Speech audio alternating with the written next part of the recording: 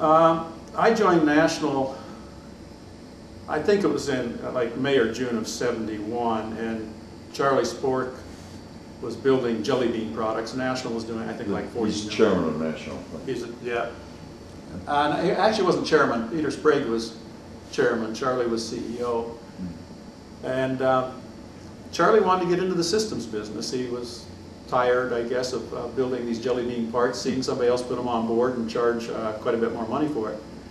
And at that time, he didn't have any particular focus on which market he wanted to go into. So Dave Masters and myself, who had started Tennant, came over to National with the idea we were going to help him get into systems business, not knowing what business we were going to get into or what that meant at that point in time. So we started there, and we started to do a review of the technology, kind of look at it, and then coincidentally, about the same time we were doing that, 4 other gentlemen approached National with the idea of building a point-of-sale system to OEM to them, and then they would add all the software, all the marketing and support, and take it to the marketplace.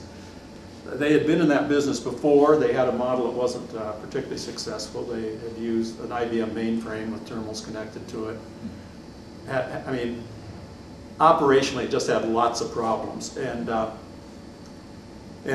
after looking at it, it was clear that there wasn't, you couldn't build the equipment and sell it to them at a price that anybody could make any money at it. So as we looked at the market, though, it looked like an attractive market. It had a lot of semiconductor content to it, and that was appealing. And so we ended up hiring those 4 guys as employees, and that launched the Datachecker activity.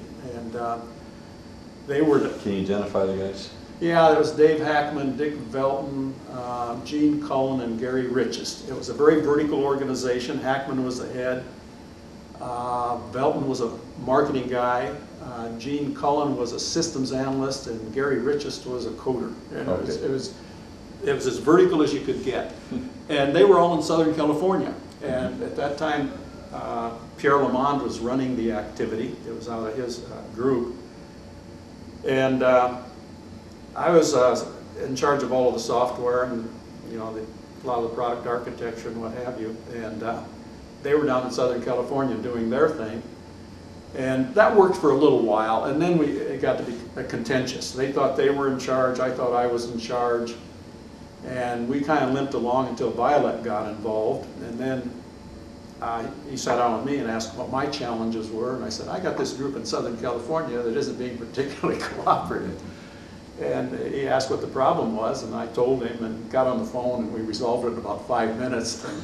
And they were given basically, that part got resolved in 5 minutes, and ultimately he said, all the software development's going to be done in Santa Clara, I'm in charge. If you guys want to be part of it, the job's up here, you move up here. Okay. So 3 of them moved up, and Gary Richest, who had some real estate interest in Southern California, he decided he would stay in Southern California. Mm-hmm. And so to a large degree, as a result of bumping into those guys, and they had a relationship with Certified Grocers of California, they had some experience in the market.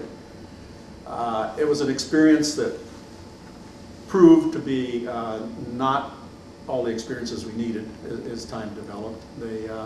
They had some understanding of the market, but it was kind of provincial. It was against California standards and conditions, and didn't reflect some of the new realities that were going to take place as stuff moved from mechanical registers to electronic to POS systems. And but they helped get us started, and to that, you know, they clearly are a credit. But none of them survived in the company very long.